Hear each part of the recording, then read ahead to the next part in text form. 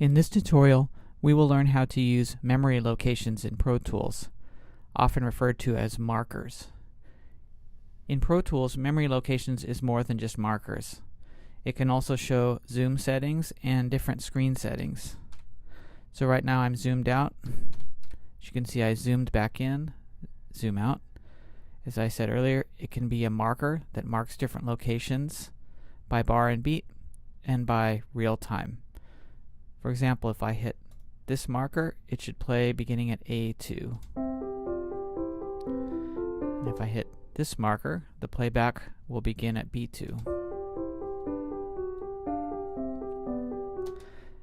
These markers are bar beat based, meaning they will move to stay in line with a bar even if the tempo changes.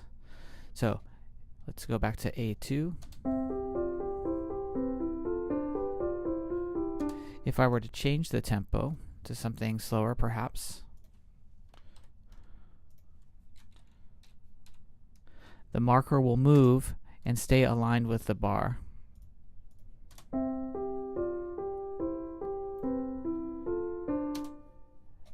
Okay.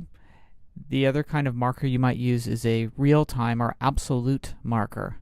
This is great for marking a spot in a film, for example, that you want a sound effect. You might change the speed of the music, but you want the sound effect to occur in the same location in the video.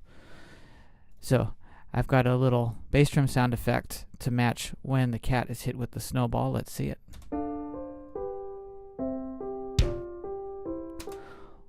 Alright, and if we look at the bars and beats, you'll notice that at this slow tempo, this effect occurs just after bar 13. It happens to occur if we look at the sub counter at the 20th frame into 40 seconds. Now if I change the tempo, the bars will move, the music will go faster, but this marker for the cat snowball effect will stay at 40 seconds in. So let's go to the tempo again.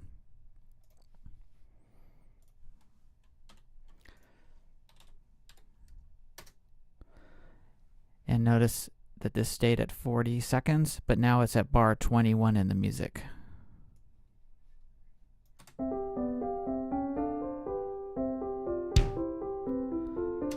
So that marker didn't move relative to real time. Notice that that marker is a diamond shape, and that the marker that stayed with the bars and beats is this pointy shape. A couple other things that are good to notice before we clear these out and enter some new markers or memory locations is some quick key commands. There's a number here to the left in the memory locations window.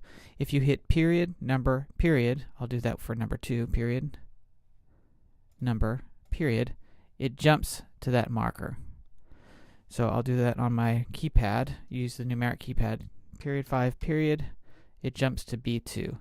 If I want to zoom in, I could do period 8, period, and it zooms in, period 9, period, zooms out.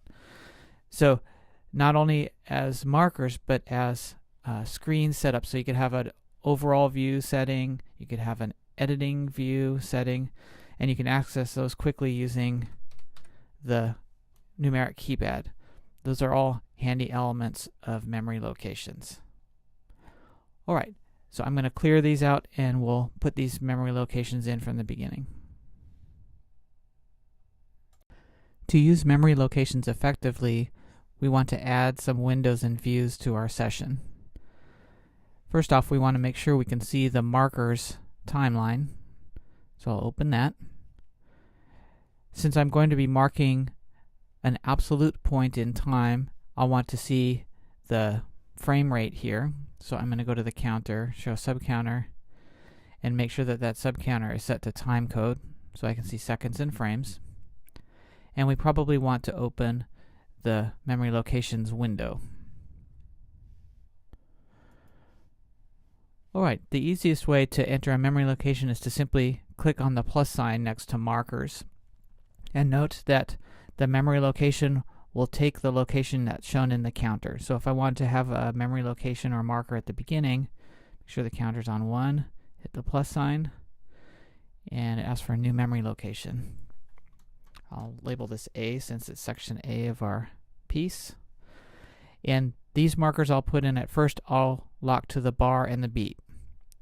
I don't need any of these properties which have to do with how the session looks. Say OK. There's our new marker in the memory locations window and on the timeline. I'll listen to a little bit of my piece and let's hear where the next section starts.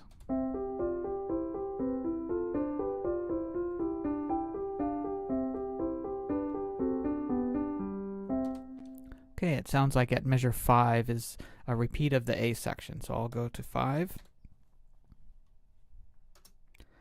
And I'll do the same thing, marker. Call this section maybe A2. Make sure it's referencing bar and beat. And if you ever want to change the name of the marker, you can go back and double click on it in the memory locations window and change it there. The one thing you can't change from here is where it is located. You can, however, drag the memory location here if you'd like to change, if it's a little bit off from where you want it. Also want to notice in the memory locations window, there's a bunch of columns that show what kind of marker and what other properties are associated with the memory location. Okay, so we have these two markers. I can click on them and jump to different places in the piece. I can also do my quick key command period to period that jumps to A2, period 1, period, jumps to A1. All right, let's also put in an absolute marker. So I have a sound effect that I'd like to drop in at the point where the cat gets hit with the snowball. I think it's in here now. So let me take that out. And as you notice, it took me a long time to sort of toggle out so I could see everything. So this would be a great thing to have set as a memory location, have the zoom setting so I don't have to keep toggling in and out. So I'm going to put one of those in now. And another quick key to enter a memory location is simply to click the enter key on the numeric keypad. That's the one way here on the end. That automatically brings up a memory location. Now, since I'm just marking zoom settings, I don't really care where this is according to the counter. In fact, I'm going to say none. Ignore the counter. But I'm going to call this zoom out.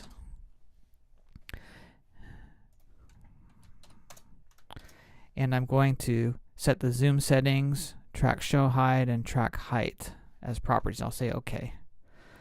Okay, now notice in the memory locations window there's some dots under these columns that show that those parameters are part of this memory location.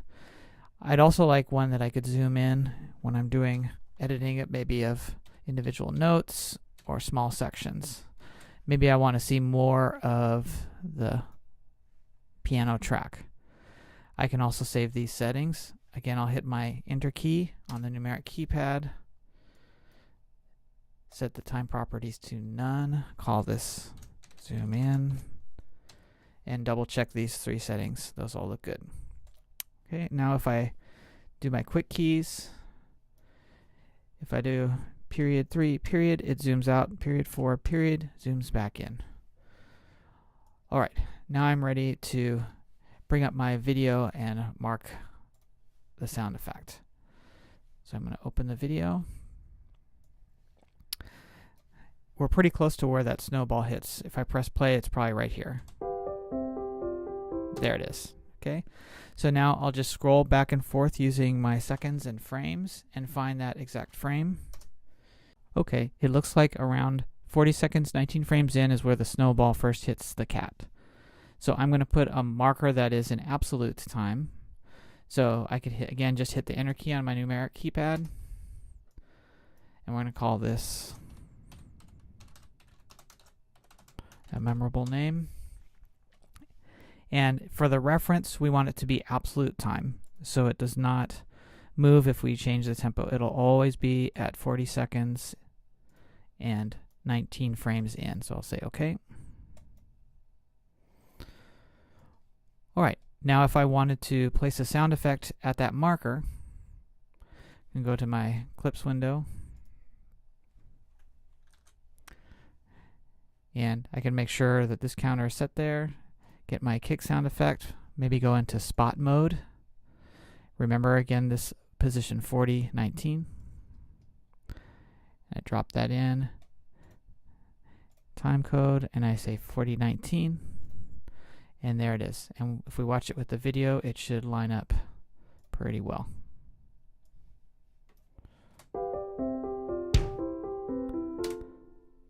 And there it is. So this is how you can use markers to help show the form of a piece of music, but also to jump quickly to different locations in the music. Helps with arrangement, helps with spotting, sound effects in film, all kinds of stuff.